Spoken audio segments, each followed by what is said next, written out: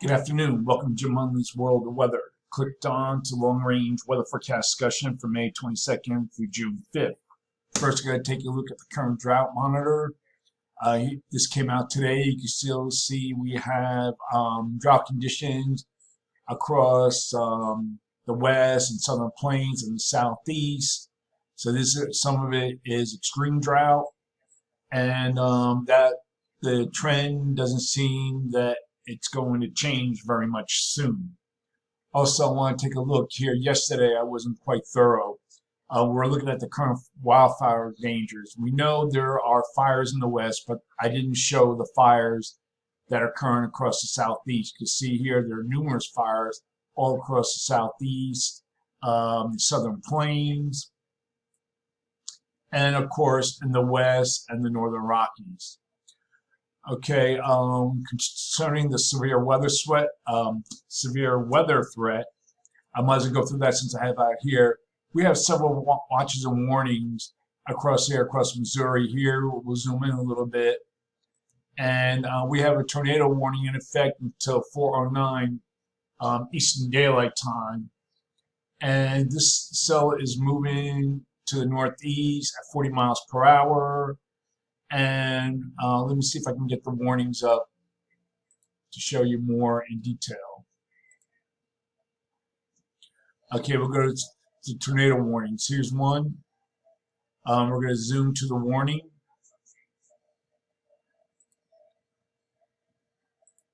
Okay, and you can see we have, this expires in 13 minutes. I probably won't get it up on the web in time.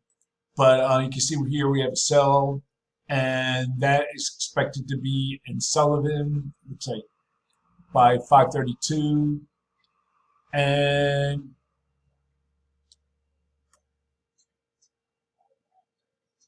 I can't see what's under there. St. Good maybe by 4:26. And then we'll zoom to another tornado warning. Zoom to warning. And I think that's all we're going to do with this.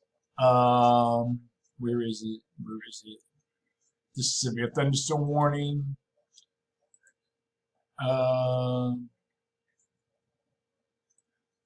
Okay, where is the tornado? I zoomed to it, but maybe it's expired. Okay, but anyway, we're going to move on. Okay, so this, whoops. So this is the current threat. And another thing that we're going to be having going on here in the next couple of days. Trying to get to the maps. We're going to have sort of like a mini heat wave here as the heat in the west and southern plains moves eastward. Here we're expecting the heat advisories to be near over 100. 105 across some inland areas, near 100 across New York City metropolitan area, upstate New York, northern New England. On the other side, we have a couple seasons going on.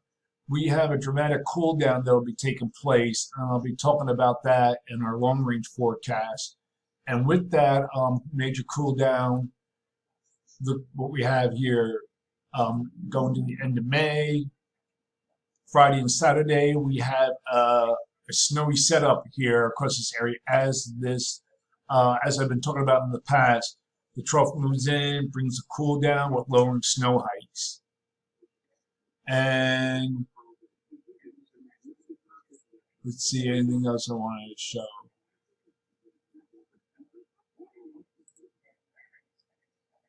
Okay, that's it for now. Now we're going to, oh yeah. All right, we'll get to that later on at the end. I just thought of something. Okay, we're gonna look now at the period for May 22nd to the 26th.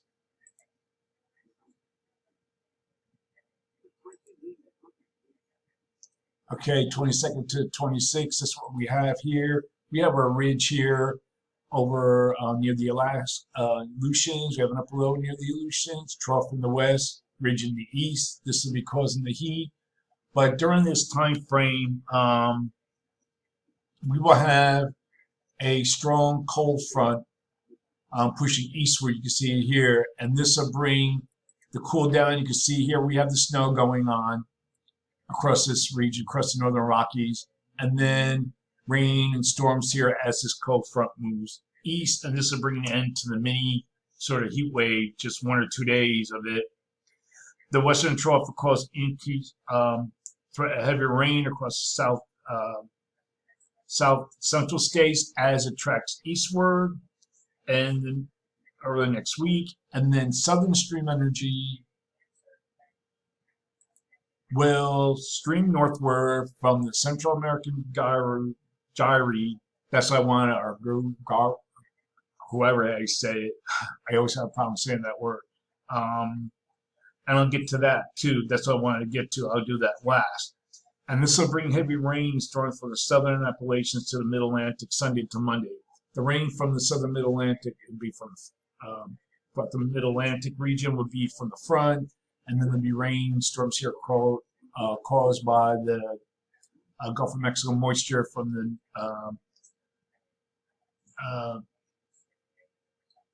the Central American system will be affecting the Gulf Coast states.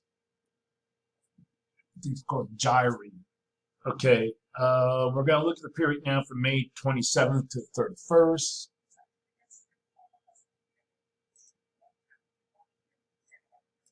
May 27th to the 31st. Wrong map. 27th to the 31st. The flow kind of flattens during this period with weak height anomalies across the nation.